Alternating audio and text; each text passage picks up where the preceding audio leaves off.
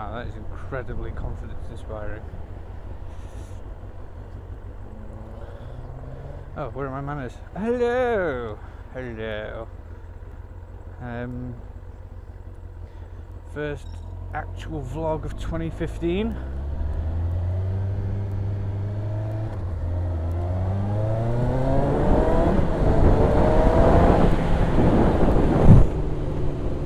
Big changes, lots of things new. Mirrors for one thing are well out of whack, so that's something I've got to work with. Oh, so yeah, little bit of a discussion about what happened Christmas into New Year. Yes. Basically, I put the bike away 4 days before Christmas. Started using the car because obviously I was in Boxing Day morning.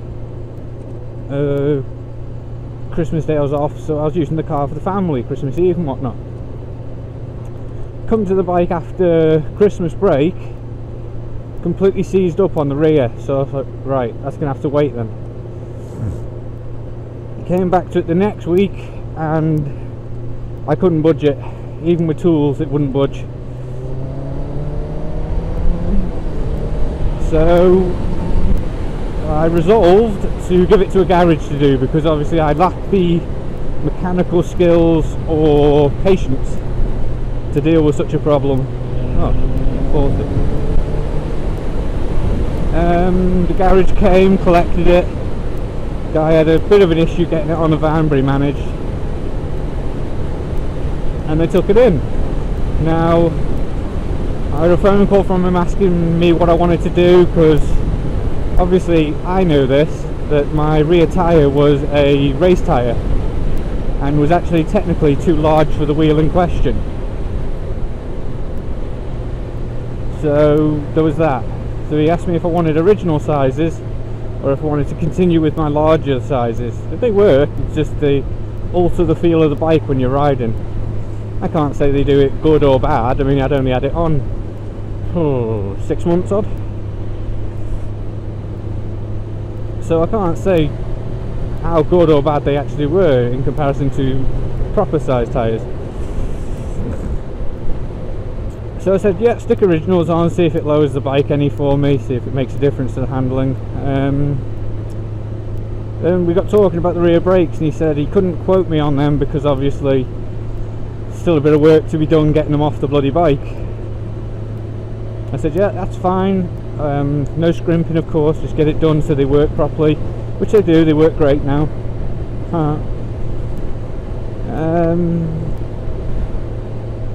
What happened after that? Oh yeah, I got a call relating to my chain and sprocket. Now I knew I was maybe 1 or 2 adjustments away from having no adjustment left on my chain. So when the guy phoned me and said, listen, we can adjust it, but you've got 1 adjustment left after this, and also you've got a couple of links that are stuck in the, well, they're stuck basically, so if one of them actually does loosen up suddenly, you can actually, you know, de-chain probably. I was like, fine, not a problem. Change them as well, change the sprocket's job. The sprockets probably had a few more months in them, but the chain didn't. Not through fault of my own. The entire time I have owned this motorbike, I've kept it as well maintained as I possibly can, given my skills. Sorry, I feel like I'm about to burp. There we go, tiny little baby burp. But I've done the best I can with what skills I have.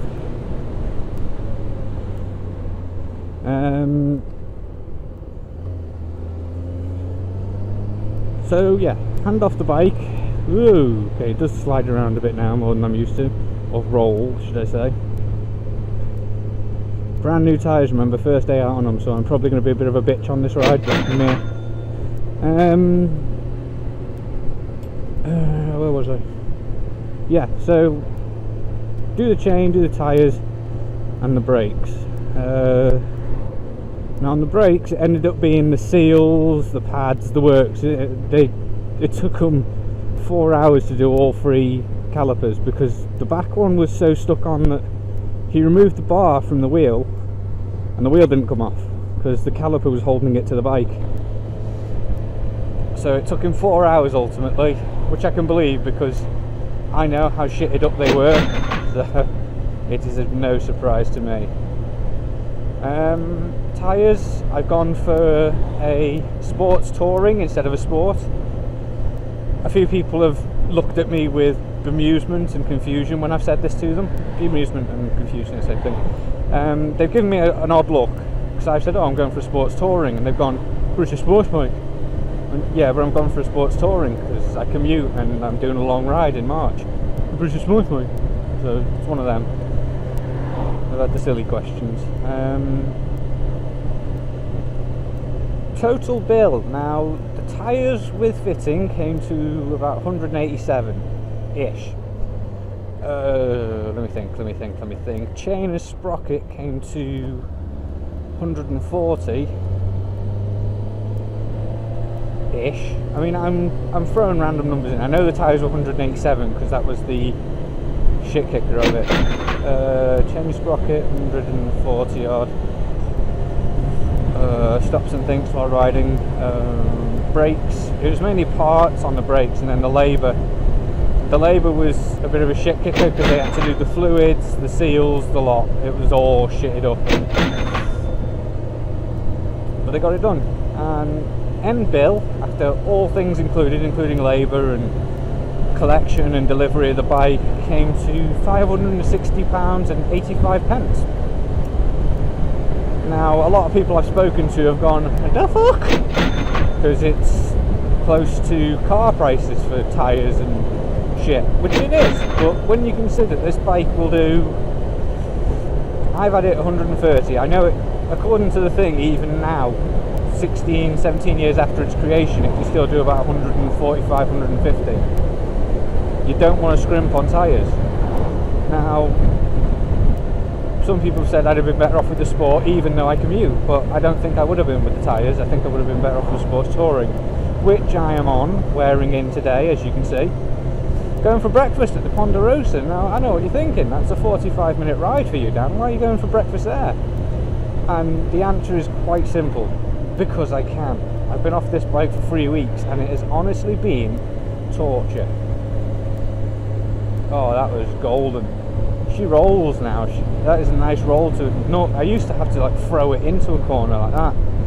Well, I'm not going to demonstrate, so I'll probably kill myself. But formerly, I would have to throw my weight into a corner to get it to go round it. Roll on March. So yeah, total bill £560.85. That number's engraved into my mind because even at the time of paying it, I knew what I was paying for. I knew it needed all doing.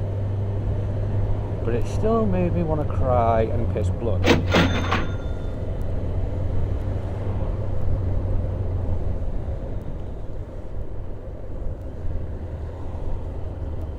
Geek.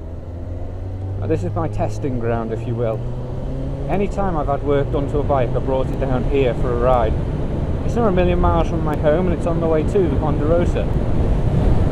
So it's actually quite a good little jolly, if you know what I mean. You can take your bike through here, you can give it a bit of lefty and righty. It's not extreme. There are some bits of road that have got a little bit of camber on them. But ultimately it's a very satisfying ride if you know what you're doing with it. Although it looks like it's been a rough winter for this road because it's all eaten up.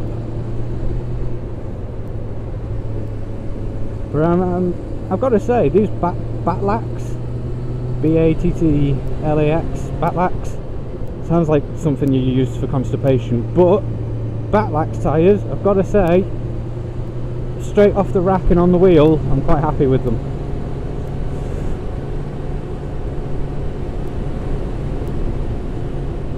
Like I say, I'm going to upset a few drivers today because I'm not going to be hammering it. Normally I come through here about 50-60 mile an hour because it's possible. Like on the old tyre, I was so confident with it that I could throw it through corners, not worry about the other side of the corner because I knew what I was going into.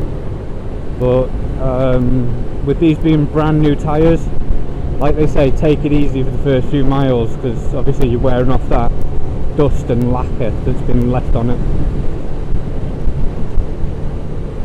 Also, I should have worn winter gloves because my hands are freezing. So there you go, bit of a rant, bit of a moan, and a review. Tyres, sprocket and chain, and brakes. That's basically all I had done to the bike.